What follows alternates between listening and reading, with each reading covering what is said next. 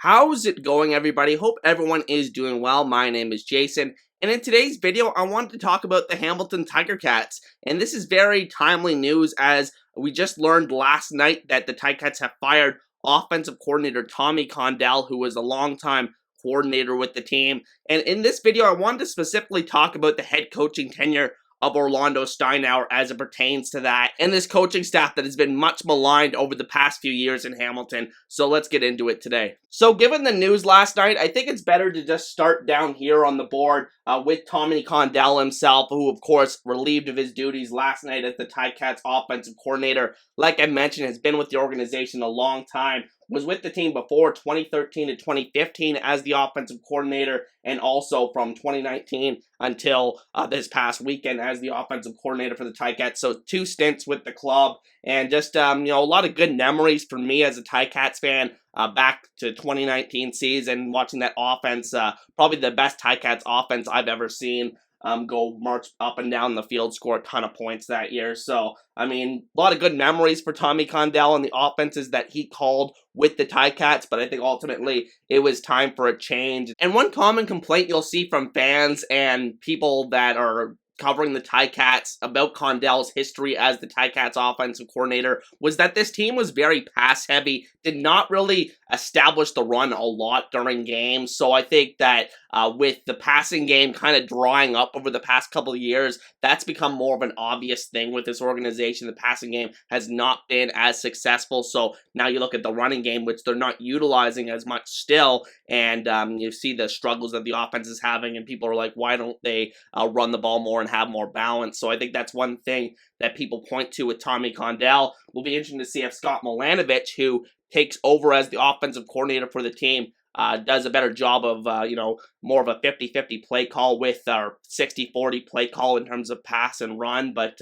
it'll be interesting to see what changes are made going forward with the offensive coordinator position now under Milanovich. And of course, Milanovich has a lot of experience being a head coach, a Grey Cup winning head coach in this league, but obviously was the head coach in Edmonton in 2020 during the canceled 2020 season, and then bolted for the NFL. So he's kind of working his way back up the CFL coaching hierarchy. So we'll see how he does as the offensive coordinator at Hamilton. Excited to see how he does. But all the best to Condell with all the history that he's had with the organization. I wish him nothing but the best. And I'm sure with all the experience that he has, he's going to find a job soon. I just think that, it was just time to move on, because after a certain point, I think your ideas just kind of run stale at some point. Especially if you're with the same organization for such a long time. So I think that even the most experienced and best coordinators get figured out after a certain amount of time, and I think that's what happened with Condell and his schemes in Hamilton. So the Ticats finally made a move at offensive coordinator, which a lot of fans wanted, but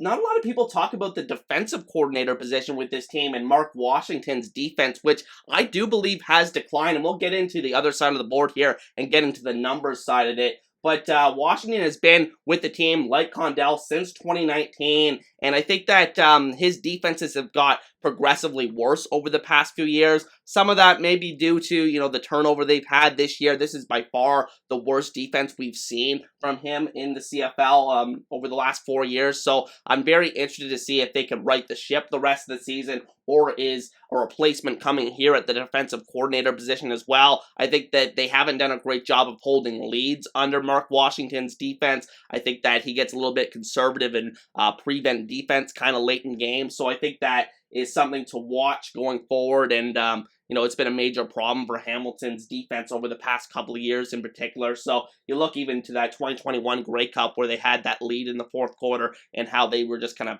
picked apart by Zach Collaros in the fourth quarter, and ultimately they obviously lose that Grey Cup. So I think the defensive coordinator position deserves as much heat as Tommy Condell was getting prior to his firing with the team. So I'm excited to see what happens with Mark Washington's future with the team. I think it could be in doubt as well. So I think that is something to monitor going forward for the Ticats.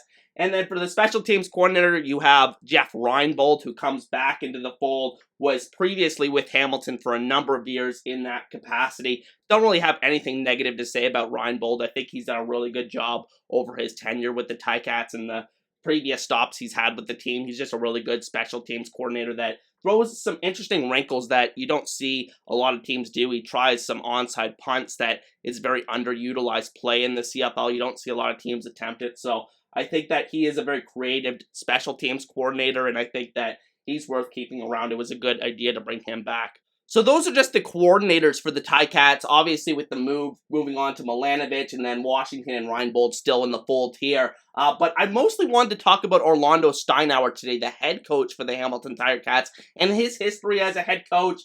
Just a brief history of how he became a head coach in the CFL, and then go over his track record and how this team has just been regressing progressively worse over the past couple of years. So I think it's going to be very interesting to see once we get to that side of the board and break down the numbers side of things. So Steinauer obviously had a big career as a defensive back in the CFL. I believe he made the CFL Hall of Fame as well, and was also on the Ticats' last Grey Cup winning team in 1999. But he got his start in coaching in 2010 with Toronto, was there until 2012, held a couple of different roles. Believe he was a defensive coordinator and a defensive backs coach there. And then in 2013, he gets a job as the defensive coordinator with the Hamilton Tiger-Cats, and he's there till 2016. And then he takes a one-year break in 2017 to go to Fresno State to become their defensive coordinator. And that's worth noting because a couple of years ago, he was actually, lured and rumored to be interested in taking a role with the University of Washington. So he does have a little bit of NCAA experience from that 1 year in 2017 in Fresno State. And then 2018, he comes back to the Ticats as an assistant coach under head coach June Jones for the 1 year. And then in 2019, he gets that ultimate promotion to head coach as the Hamilton Tiger-Cats head coach. And obviously they have that magical season in 15-3. And ultimately he has a 34-24 record, taking into account the first 8 games of this season. And he also has a 3-3 playoff record as well, with 2 Grey Cup appearances. So when you look at it on paper, it's not so bad, but let's get into the other side of the board here. So over on the other side of the board, I have their year-by-year record as well as their points for and points against, because a lot of people use yards, but I think ultimately this game is about scoring points and keeping points off the board for your defense. So let's take a look at how this team finished in terms of points for and points against each year, as well as their ultimate finish in the CFL standings.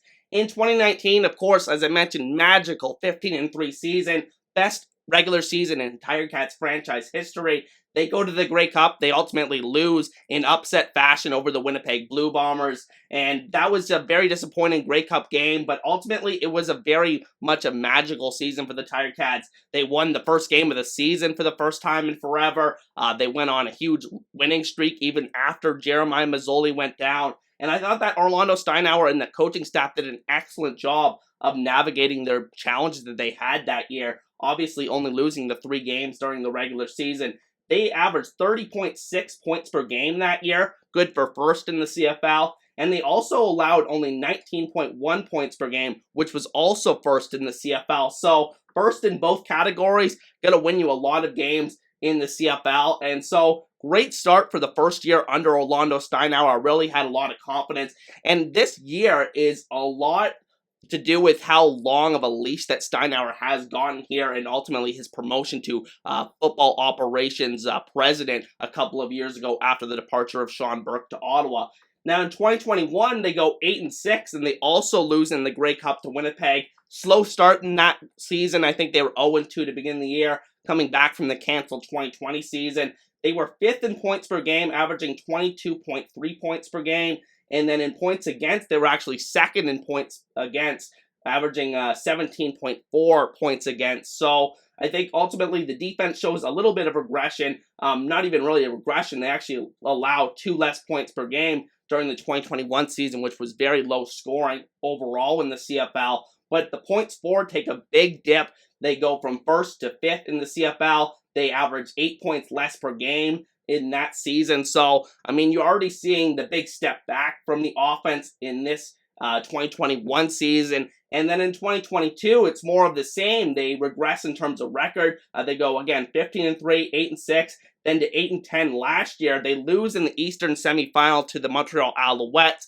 And, they kind of just crawled back into that season. They were really down in the depths by Labor Day. I think they were 3-9 after the Labor Day loss to Toronto. But they had some games against Ottawa in the last part of the season there. They were able to win their last 4 games of the season to get into the playoffs at 8-10. So, I mean, I really didn't think they deserved to make the playoffs last year, but they found a way, and ultimately they lose in the first round anyway. Then in terms of points for, they averaged 23.4 points per game in 2022, which is actually 1 point more than they averaged the year before, but is actually ranks lower in the CFL, 6th in the CFL versus 5th the year before. And then in terms of points against, they gave up 26.3 points against, which is a major step back from the 17.4 they allowed the year before, which was 2nd in the CFL, 6th in 2022. So massive step back from the defense, massive decline we're seeing from the defense from 2021 to 2022.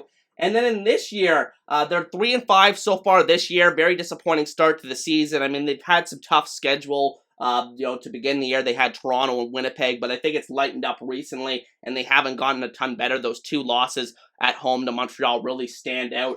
And in terms of the rankings this year, they're averaging 20.9 points per game, which is 7th in the CFL. And then in terms of points against, they're averaging 28.1 points against, which is dead last in the CFL, even behind Edmonton to begin this season. So, I mean, these are some alarming numbers when you look at it. Just going through it right now, 2019 in terms of points for, 1st, 2021, 5th, 6th in 2022, and then 7th. So it's gotten worse every single year. Points against, 1st in 2019, 2nd in 2021, 6th in 2022, and then 9th in 2023. So just a big regression, and I think a lot of that is on the coaching staff. And I think another thing you have to point out is that Orlondo Steinauer, again, is the president of football operations with the team since 2022 when Sean Burke left to become the GM of the Ottawa Red Blacks, and he got to choose all these players. So I'll think a lot of it comes down to his personnel decisions. He had the opportunity to make a lot of changes to this roster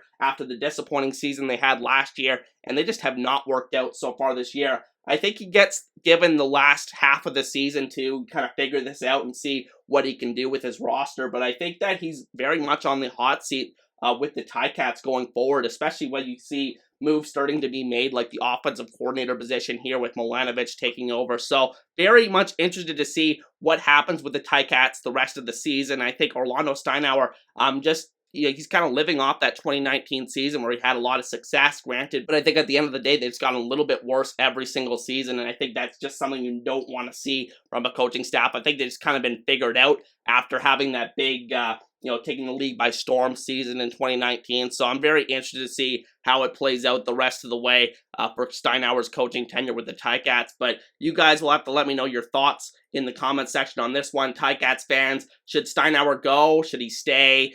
Should more changes be made to the coordinator position, such as Mark Washington being let go? Be sure to let me know down in the comment section. With that said, I hope you guys have a great day, and I'll see you guys next time.